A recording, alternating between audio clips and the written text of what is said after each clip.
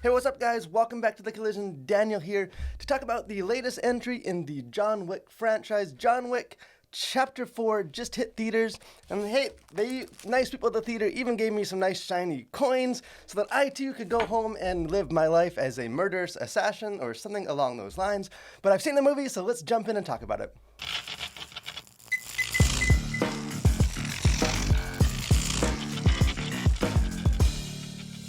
So early on, near the start of this movie, when a character, like an advisor character, questions kind of the main villain, this sort of ruthless, ambitious Marquis character, he kind of questions what was the point of the bloodbath that was the first kind of big action set piece in this movie, to which the Marquis replies very coldly, "The bloodbath is the point."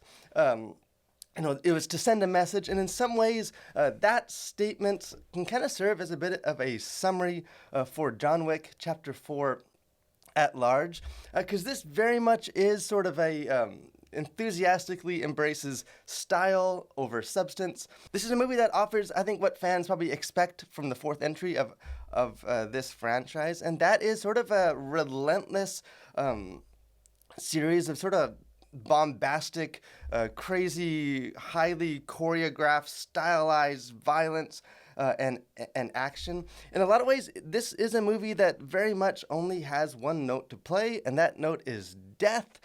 So it goes to great lengths to kind of add some stylistic flourish and kind of inventive ways to keep audiences engaged for what's really a surprisingly long runtime. I think ultimately whether this movie, whether it succeeds in that aim of entertaining viewers through these action scenes is going to depend largely on kind of personal taste, expectations, and I think ultimately sort of your own tolerance or appetite for just dramatized death and bloodshed. So for a movie that with a very paper-thin plot and a lead character that I think probably kills more henchmen with a nunchuck than he does speak words of dialogue throughout the entirety of this film. Obviously, the best place to start with evaluating this movie is with that action.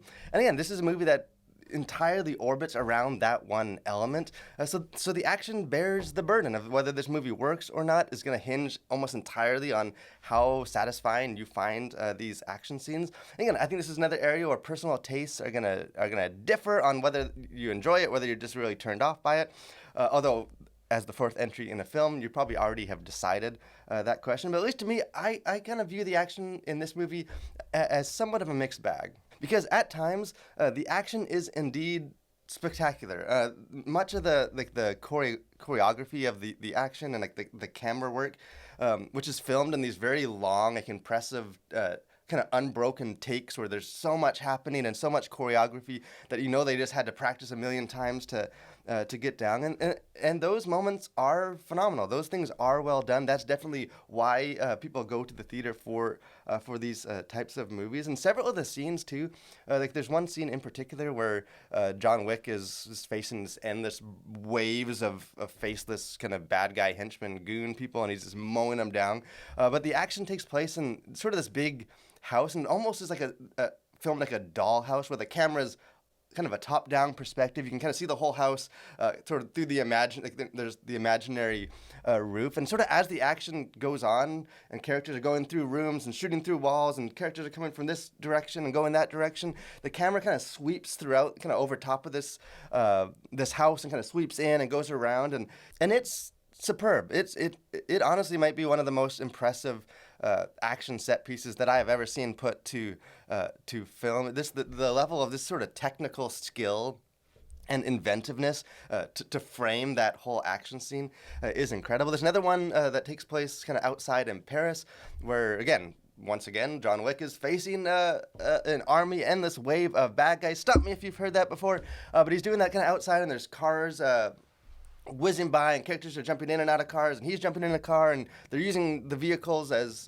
shields. And again, it is thrilling. Those scenes, they, especially those two, and then there's a bunch of other ones, definitely do live up to the hype as just sort of kind of super captivating, well-staged action scenes. But kind of on the other hand, really there's only so much sort of death as spectacle that I think can get put on display before I too was sort of starting to question what's the point of this bloodbath. The movie itself begins with a shot of John Wick's fists just like pounding into this wood plank as he's sort of training, and just sort of this like reverberating echo. And in many ways, I felt like that plank throughout this movie just sort of being pounded away with just more and more death, which kind of becomes desensitizing the longer it goes on. And again, this goes on for a long time, where there's only so many times you can see a guy kind of martial art someone to the ground and then just shoot him in the head with a pistol before it just becomes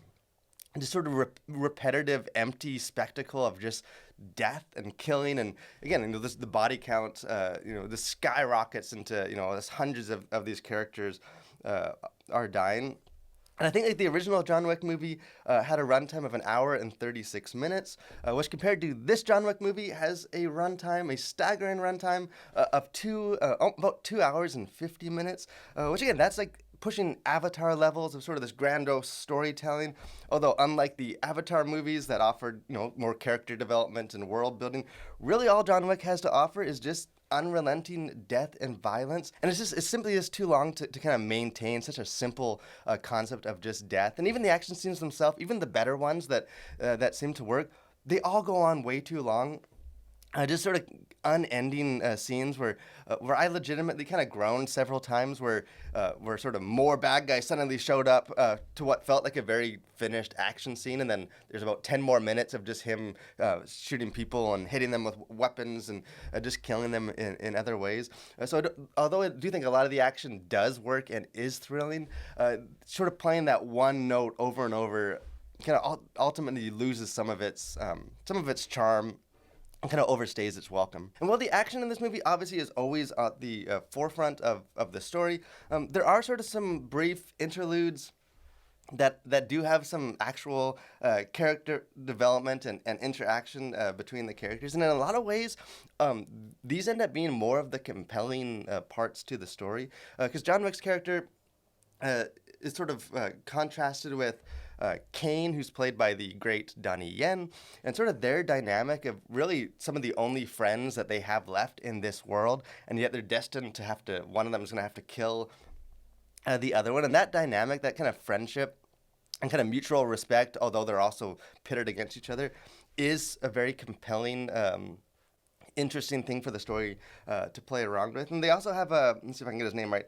Hiroki Sanada, who's been in a bunch of stuff. He's always wonderful in all the movies that he's been in. He plays kind of another ally to Wick in this. And again, his character is one of the most compelling in the story. He's kind of one of the few people in this entire story that, although he is sort of part of this underbelly killing murderous assassin world, he still sort of clings and has some grasp on like the light, and kind of talks about just, like he has a quote that I appreciated. It's just friendship, when it's convenient, isn't really friendship. Kind of one of the few characters that kind of transcends beyond the code. So those moments, there are moments that do have a bit more heart, kind of beyond the violence and desensitizing action. Although at least to me, those moments seemed often like too few and very far between. As far as things going on of the surface of this movie, kind of content to consider. Language, I think there's probably about 4 to 5 F words in this movie, as well as just a collection of sort of minor profanities with words starting with S and D. So that's in there. Sexuality, really nothing gratuitous. The only thing only maybe 2 things that come to mind. One, there's, again, stop me if you've heard this, there's an action scene that takes place in kind of a venue that's like having this big rave, and all these characters are dancing and sort of oblivious to the fact that there's this death happening all around them. And some of those characters participate in the rave. Like some of the men have like open shirts, and some of the women have like very tight fitting or like somewhat skin revealing outfits, but really nothing that's overly sexualized in that sense. Maybe the only other thing is that one of the scenes, which is not an action scene, it takes place in a museum, and the characters walk in. There's all the paintings behind them, and kind of a couple of them are emphasized in the scene, which depict like either female nudity or like acts of sexual violence happening, obviously in a very classical painting type way. And I think they're sort of somewhat symbolic of some of the action going on in the movie. But kind of other than that, no other things as far as sexuality goes. But violence, you might want to sit down for this one. This is obviously there's no way to go through all the violence. There's so much violence in this movie. Although while the violence itself is incredibly brutal, a character getting shot in the head and hit in the head with various objects. It is not necessarily overly bloody. There is blood.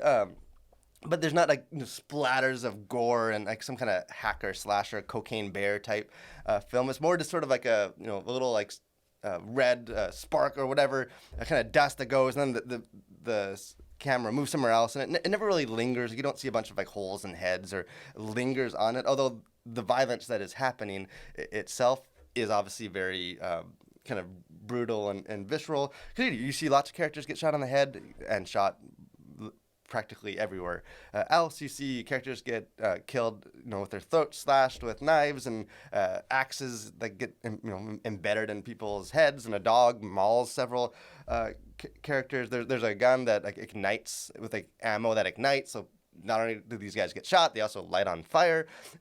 So there's sort of all throughout. This is very much a movie centered on sort of violence. So there is that. Maybe the other content thing, and we'll get into this a little bit more in just a second with the kind of the major theme, but that's just spirituality. Kind of there is a lot of heavy religious elements or at least imagery and stuff that is all throughout this movie, which is interesting. But at least one scene where John Wick is in a church and he's lit a candle and he's sort of paying respects to his deceased wife and kind of praying. And one of the other characters, Donnie Yen's character, kind of asks him if he thinks that she can actually hear him. And he says no, to which Yen asks, so why do you still do it? And Wick responds, because maybe I'm wrong. And it kind of is this interesting moment of sort of the desire for belief, although it doesn't seem like he necessarily believes in God, sort of desires God to be real. And then there's another scene where characters are talking kind of about heaven and hell. So there are some religious sort of spiritual elements throughout this as well.